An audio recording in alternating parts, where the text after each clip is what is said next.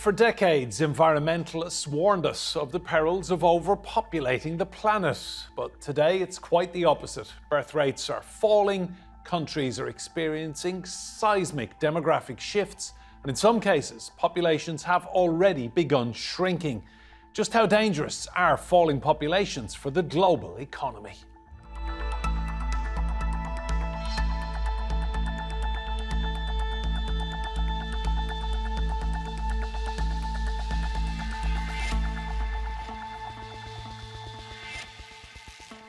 Hello and welcome to Roundtable. I'm Enda Brady. Now, economists and demographers are predicting a global population crash that could upend our entire way of life within the next few decades. Many nations are already scrambling to deal with the economic impact of ageing populations. But could there be some positives to actually slowing population growth? And how accurate are these predictions anyway? This South Korean couple married in 2011. A decade later, and they say raising children is just too expensive and stressful. Instead, they have Sancho, a 5-year-old Pomeranian. Whenever I go to different cities, I'll buy dolls for Sancho because he likes it, and I'm his father.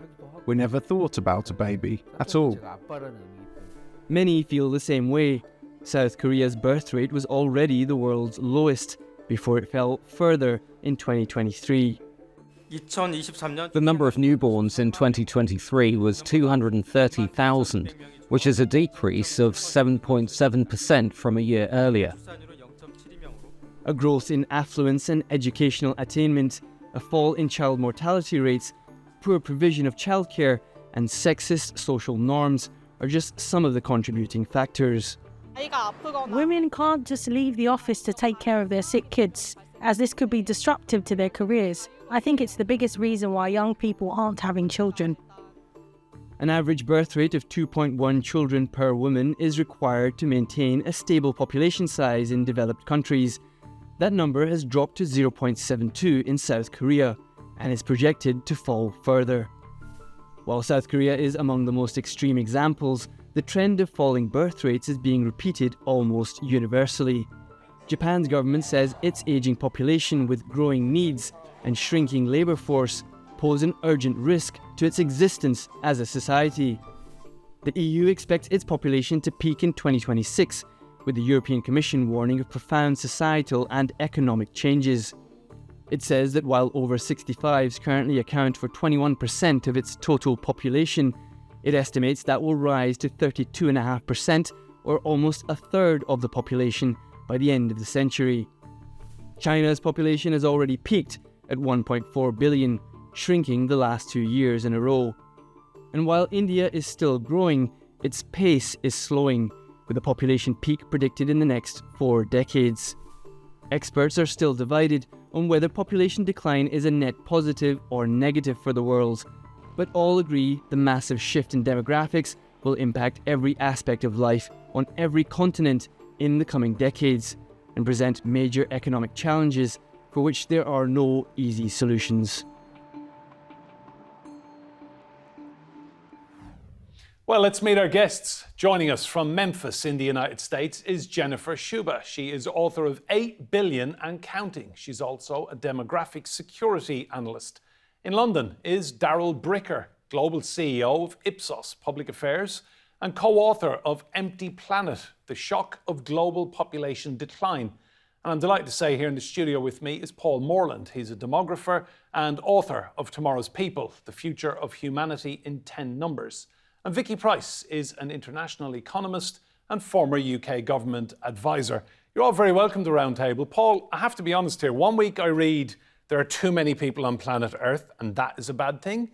And a week later, I'm reading that there's global population decline, and that's a bad thing. What's the actual truth here? Well, let's think about the numbers first and then the values, if you like. Think of a car going up a hill. It's never been higher up the hill than it is now. And it's continuing to edge forward, but it's edging forward now. It was roaring up that hill. Now it's edging up really slowly, and we know the gas is running out and it's going to roll back. That's population. So we've had extraordinary population growth, but but every year the population growth is slower than it was. And we know that sometime towards the middle end of this century, the population growth will be over and the car will start slipping back. The population of the world will start to fall. Now, is that a good thing or is it a bad thing? I believe it's a bad thing. And one of the reasons I believe it's a bad thing is that you can't have a smaller population without essentially having an older population. And as the population declines, we'll have more and more old people and fewer young people. So, for example, Japan will get back to 100 million sometime in 30 or 40 years, and it was at 100 million in the 60s. But in the 60s, there were 6 or 7 workers for every retiree.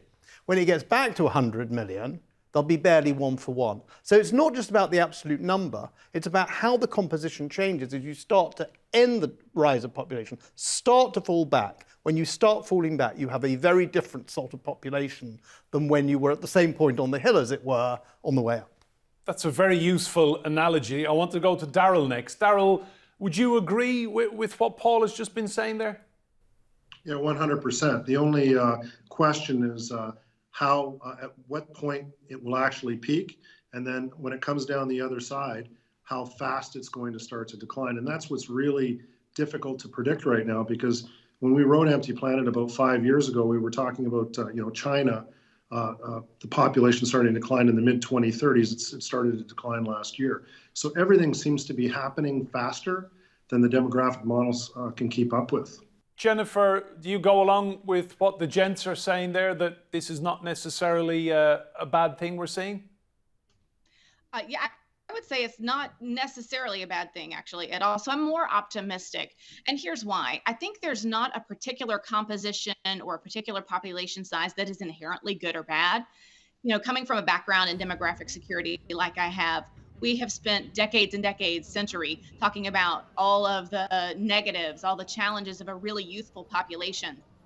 And now we're kind of applying that same logic to an older population. And I think what we see more than anything over time is that it's the response to whatever your particular composition is that is most important.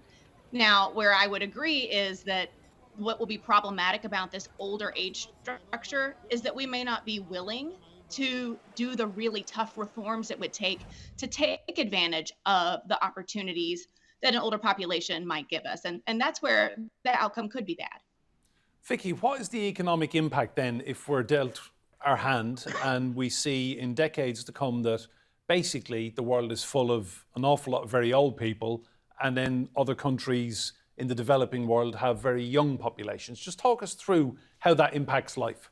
Okay, so the one thing is the aging population that obviously needs to worry us. And one of the things that you need to do is ensure that the aging population itself contributes a lot more to the economy than has been the case until now. So we already see that in many countries, retirement age has been increased quite significantly, given that longevity has increased, although it's beginning to sort of stabilize a little bit now.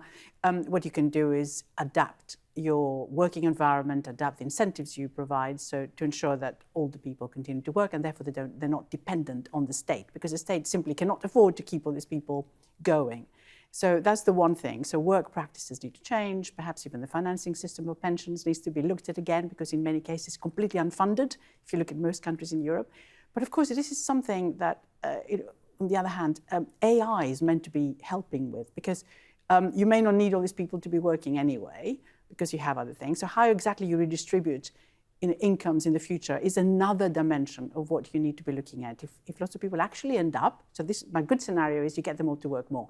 My worrying scenario is if AI already takes away quite a lot of the jobs, how do we support all these people, including the younger ones, who don't have any jobs any longer? So the impact on the welfare state is enormous. But then what you also find, if the population overall declines at the same time, I mean, obviously some of the older people will die at some point, you use less resources. Environmentally, it's better, if you like, for the earth. And you find that the agricultural issues perhaps get resolved more easily. We may indeed have droughts and everything like that because of climate change and all sorts of problems arising, but perhaps there will be less demand for some of these things that we wanted before. And also the other final thing is, you're right to point out the differences that exist between different parts of the world.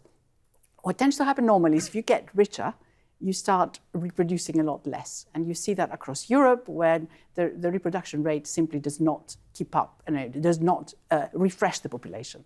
But others, of course, are producing more. Now, the question is, how long will they do that? Because, of course, you may end up with them as well, perhaps migrating up to a point, but also becoming richer, and therefore that population growth in that part of the world starts to slow down and possibly, in fact, go into reverse, come down the hill, as we've been hearing until now. So we've had to say goodbye to Darrell, but Paul is still with me. Paul, I want to ask you why this is happening. I mean, in Western countries, we're seeing places like Italy, wealthy, middle-income countries, and people are deciding that they just don't want to have kids. Is it all down to cost? Well, there's the classic demographic transition, which is that birth rates stay high while mortality comes down and population grows when a country starts getting rich. And then eventually, with lower infant mortality, more female education, more urbanization, higher incomes, people choose different lifestyles, and eventually the fertility comes down and the thing stabilizes. That's the classic model. So we've traditionally thought that you have very low fertility in rich countries, rich urban countries where women have good educations. And that has been the case. So we used to think this was a European problem. And then it became an East Asian problem because parts of East Asia became urban and educated and wealthy. What's really interesting now is that the point at which fertility falls very low is at a lower and lower level of socioeconomic development. So there are countries like India where we think families were large, which are barely at 2 and are clearly heading down very fast. China well below replacement level, although still relatively a poor country. Jamaica, I could reel off the number of countries that are not wealthy, are not super educated or super urban, where somehow modernity, the very start of modernity, the start of urbanization, the start of female education, is having a terrific effect on people choosing to have smaller families. Jennifer, can I just ask you, what's going on in the United States, looking at your population? Are you seeing similar trends to some parts of Europe? We are not yet at the very low levels of some places. I think there was some new numbers that came out about Germany today. But I would think that we're headed somewhat in that direction.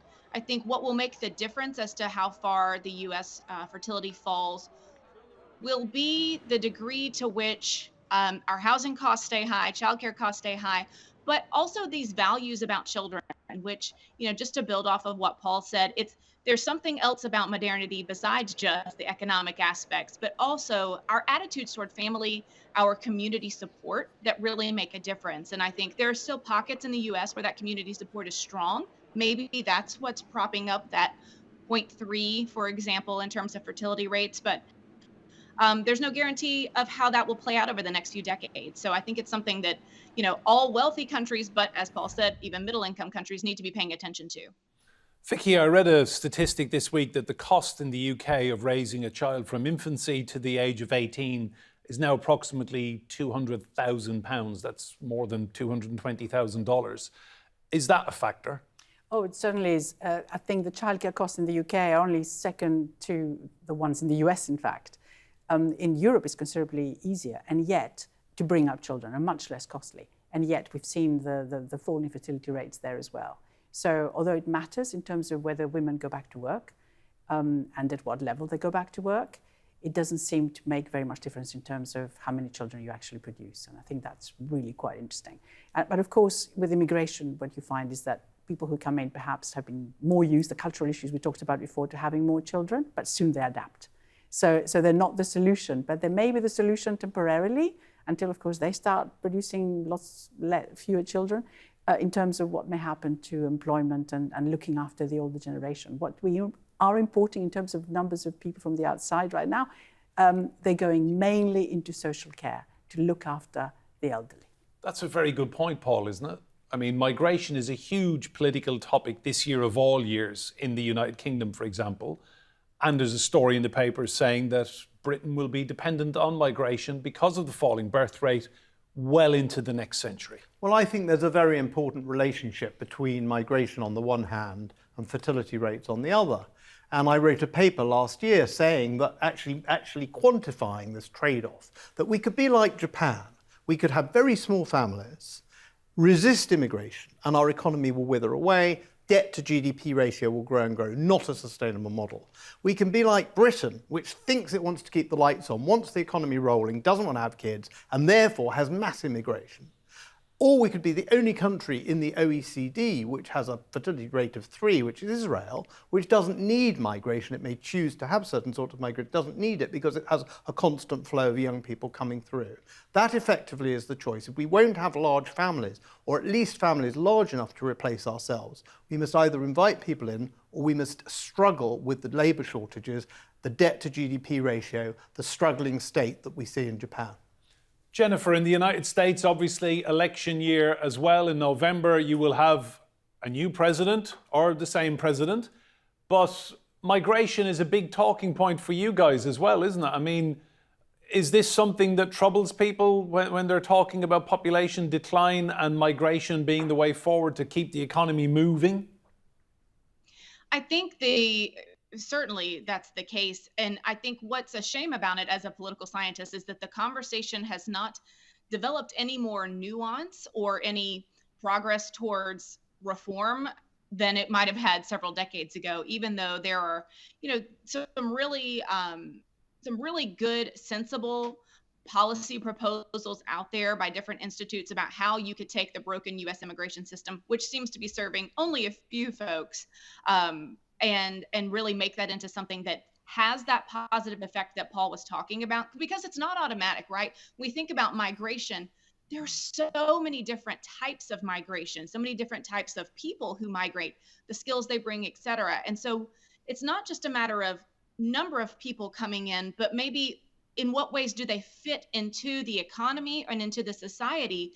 And how can you make that, maximize that for those individuals and for the society itself? And I think that's the part that's generally missing from our conversations. I would say also in the UK, we end up with just nothing but a soundbite about migration without really digging into, what would happen if we really started to reform our policies in sensible ways. And I'm not sure politicians feel incentivized to do that in the first place.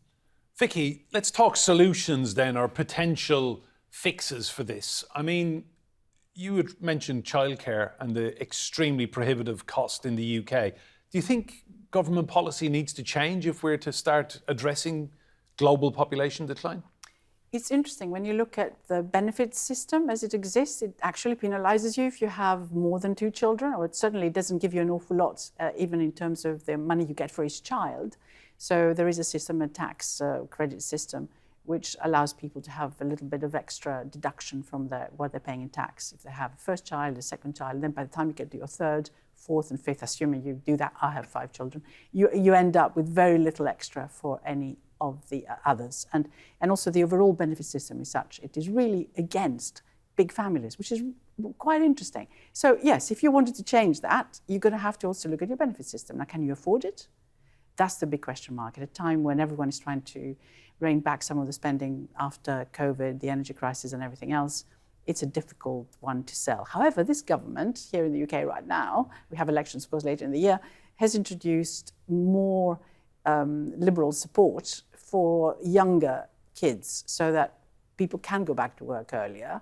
So there is paid for by the state on the considerably correct belief, I think, that if you go back to work, of course you start paying taxes and also you spend money and the economy does better as a result. So there are long-term benefits from this. So there is a little bit of a contradiction, as usual, schizophrenia in policies. As usual, you find that everywhere. Where you penalize through the system people who have kids through the tax system and the benefit system, but you're actually giving them a little bit more in terms of ensuring that kids can have a place in a nursery, which then frees up women in particular to go back to work, because we have a job crisis in the sense that we don't have enough people in the workplace because loads of people have simply departed from the market. We have huge rates of inactivity in this country, and that up to a point, I think, comes down to very expensive childcare. What's the point of going back? I can't afford it. I might as well stay at home.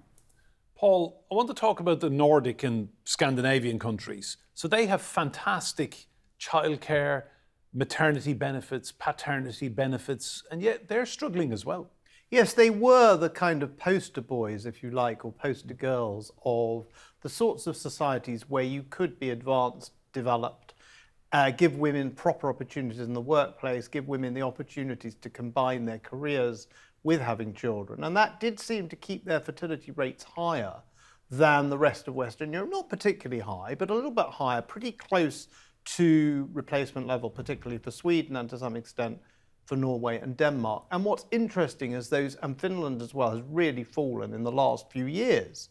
I have a sense, and it's very hard to prove this, that what is happening is the cultural aspect is changing faster than the material one. And we're actually seeing the rise, the emergence of a cohort, we could call them Generation Z or Z, who have a set of values that are not necessarily antenatal, but result in very low fertility, or at least very late childbearing. And so as that cohort becomes more and more of the childbearing element in the society, the sort of 20 to 40-year-olds, I think we will continue to see a fall in the fertility rate, and we're seeing that in Scandinavia, but in Britain as well, in the States too. You want to get in there, Yes, Vicky? I do, because it's very interesting. When you look at the map of Europe, the lowest fertility rates are in Finland and in Greece. So they are the opposite spectrum with very different cultures, and yet there they are, both countries, very low fertility. So you're Greek. I'm Greek. I've done my bit. I've got loads of kids. You've got 5 kids. So tell me what's happening in modern Greece. Oh, they have been producing very few kids since the Second World War. There was this sudden drop because they moved into no wars, and then actually a lot of money coming into Greece to support it, and everything just went downhill from then on in terms of the number of kids. And whenever I speak to anyone in Greece and I'm telling them how many kids I have, they say, why? What's wrong with just having one? I mean, that's the attitude. They cannot understand why you would do that, because there are all these extra pressures that you have if you have more.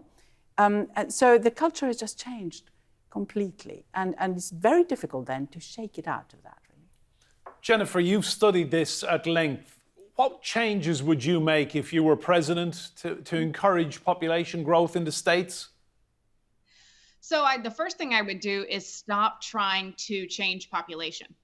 I really think that's where we go wrong, because the focus then becomes on finding just this magical one policy that is going to change things. So you try to, is it childcare, is it housing, whatever.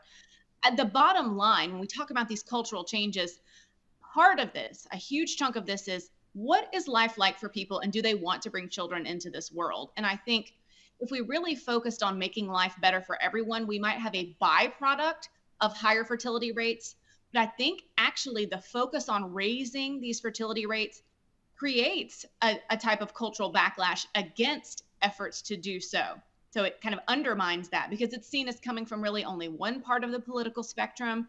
It's seen often, and it does sometimes take the form of attack on women's rights, women's education, and what's seen as a reversal to putting women back in the home, and China has talked about this as well, and kind of moved in that regard. So I think we actually do not do ourselves a favor by keeping the focus on fertility rates, keeping the focus on women only, and we would see a better shift towards higher fertility rates if we focused on the broader issues in our societies. Still doesn't quite get all the cultural aspects. I think there's a huge part of this still left, but I think that's some of it. Paul, the United Nations predicts that 8 countries will have more than half of the global population growth by the year 2050. So there are 5 of them in Africa: Egypt, Ethiopia, DRC, Tanzania, and Nigeria. And then the other 3 are the Philippines, Pakistan, and India.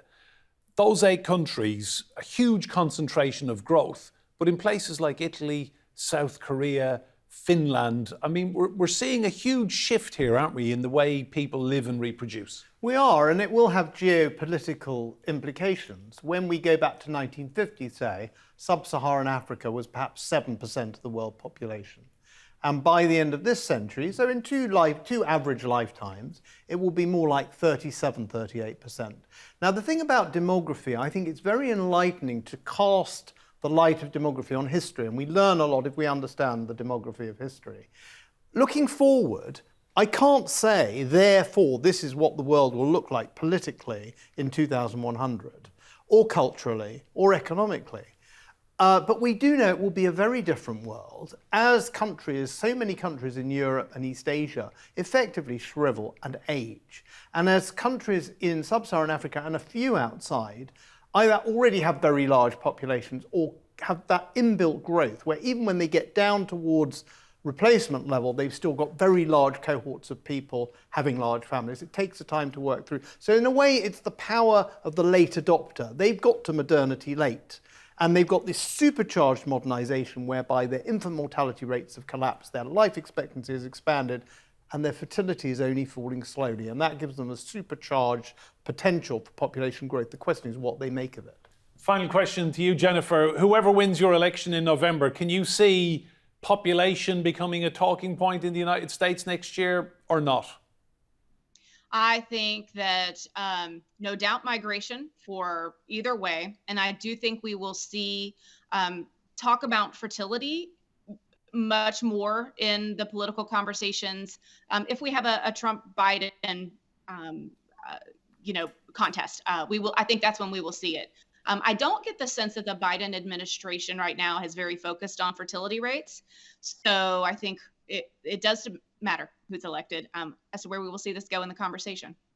Jennifer, Paul, Vicky, and of course to Darrell as well. Thank you all so much. Remember, you can see more discussion and debate on our YouTube channel. Search for Roundtable TRT World. But for now, from me, Enda Brady, and all of the team here, goodbye and thank you for watching.